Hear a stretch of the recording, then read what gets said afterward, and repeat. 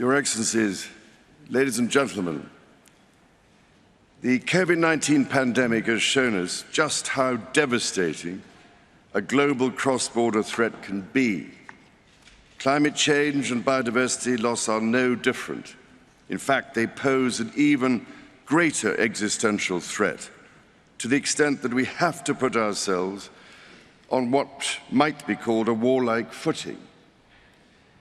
Having myself had the opportunity of consulting many of you over these past 18 months, I know you all carry a heavy burden on your shoulders, and you do not need me to tell you that the eyes and hopes of the world are upon you, to act with all dispatch and decisively, because time has quite literally run out.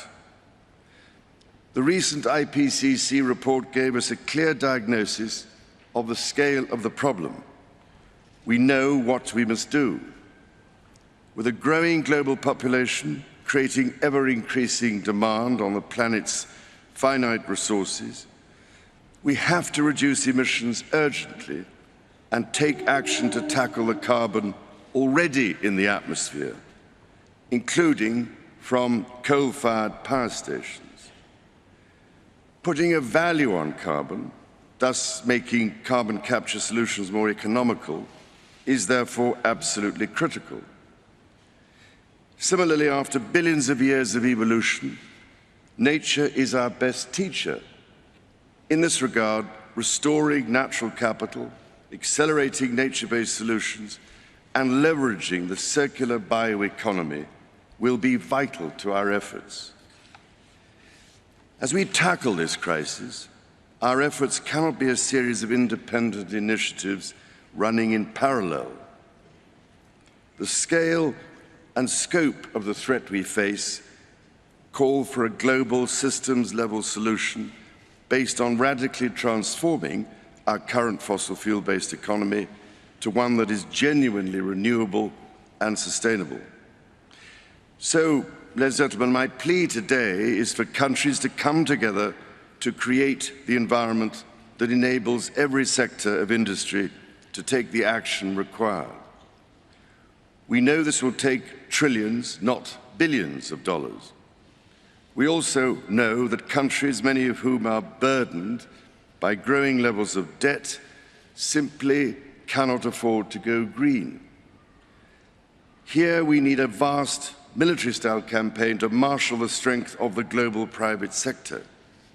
With trillions at its disposal, far beyond global GDP, and with the greatest respect, beyond even the governments of the world's leaders, it offers the only real prospect of achieving fundamental economic transition. So, how do we do it? First, how do we get the private sector all pulling in the same direction? After nearly 2 years now of consultation, CEOs have told me that we need to bring together global industries to map out, in very practical terms, what it will take to make the transition. We know from the pandemic that the private sector can speed up timelines dramatically when everyone agrees on the urgency and the direction. So each sector needs a clear strategy to speed up the process of getting innovations to market. Second, who pays and how? We need to align private investment behind these industry strategies to help finance the transition efforts, which means building the confidence of investors so that the financial risk is reduced.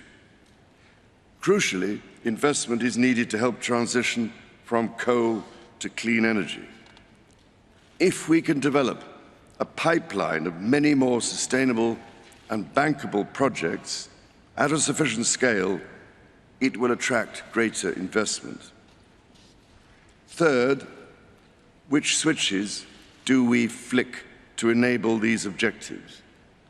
More than 300 of the world's leading CEOs and institutional investors have told me that alongside the promises countries have made, their nationally determined contributions, they need clear market signals agreed globally so that they have the confidence to invest without the goalposts suddenly moving.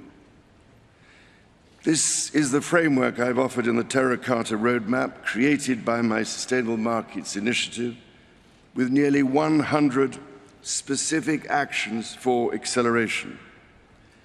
Together, we are working to drive trillions of dollars in support of transition across 10 of the most emitting and polluting industries.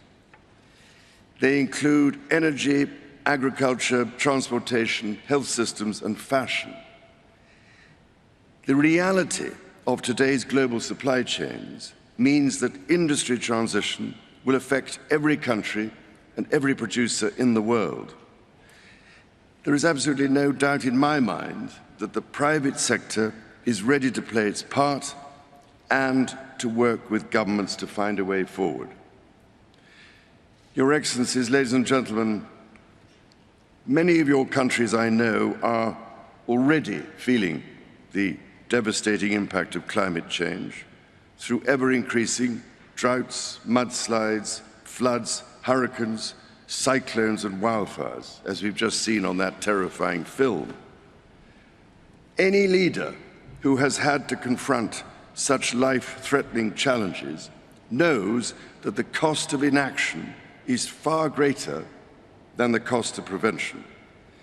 So I can only urge you, as the world's decision makers, to find practical ways of overcoming differences so we can all get down to work together to rescue this precious planet and save the threatened future of our young people. Thank you, ladies and gentlemen.